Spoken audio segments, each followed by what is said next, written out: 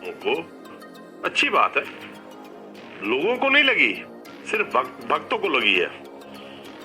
तो एनडीटीवी जिसका मामूली सा नाम है, ना कोई उसने अपने आगे भारत जोड़ रखा है, ना उन्होंने आगे इंडिया जोड़ रखा है, new Delhi television limited NDTV का पूरा नाम है।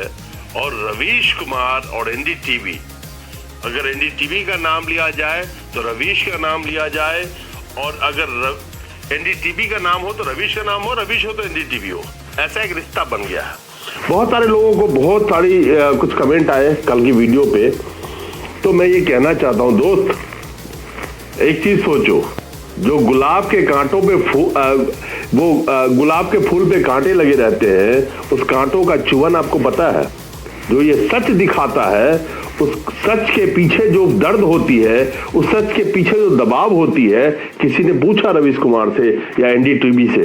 आप लोगों को पता है एनडीटीवी पे एक केस किया गया था और बड़े बड़े इल्जाम लगाए गए, लेकिन उसके बावजूद भी, जैसा मैंने कल कहा था कि राधिका राय और प्रणव रॉय ने 1988 में एनडीटीवी की स्थापना की थी।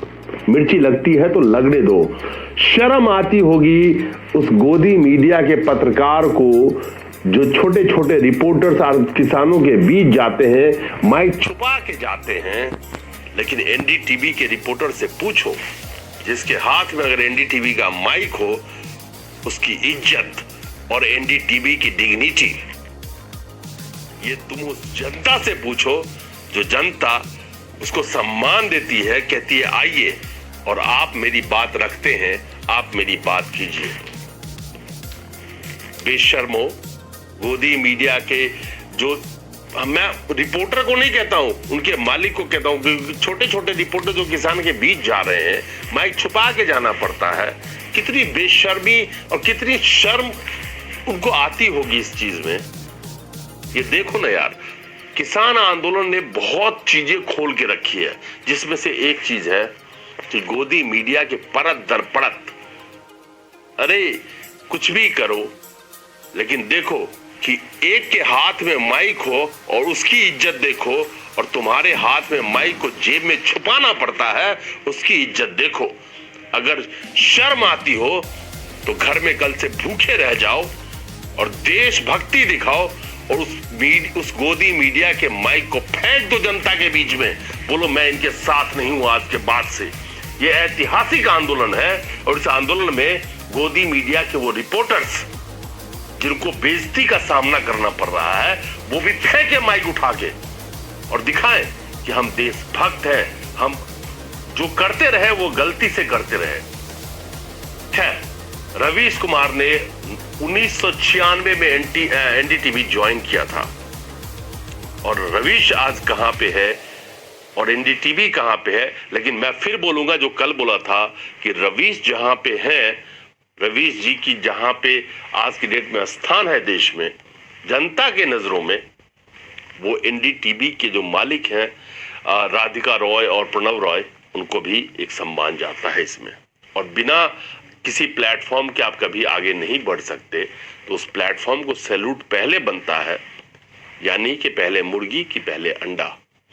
ये सवाल बहुत लाजमी है, उनका भी बहुत बड़ा योगदान है। और गोदी मीडिया के रिपोर्टरों, क्या तुम्हारी दुर्गति हो गई है भाई?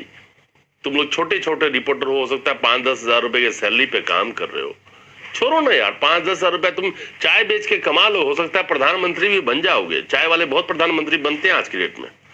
तो छोड़ो, उस माइक को उठा के फेंको जहां पे तुम्हारी बेइज्जती होती है, जहां पे तुम लोगों को गालियां सुननी पड़ती है।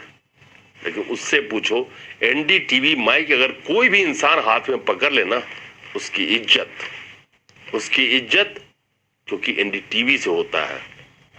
रवीश कुमार के बारे में मैं कल बोल चुका हूं, लेकिन मैं फिर बोलता हूं कि दुनिया में, जिंदगी में कभी काम करने का मौका मिले तो ऐसे आदमी के साथ काम करना जो तुम्हारे साथ खड़ा हो।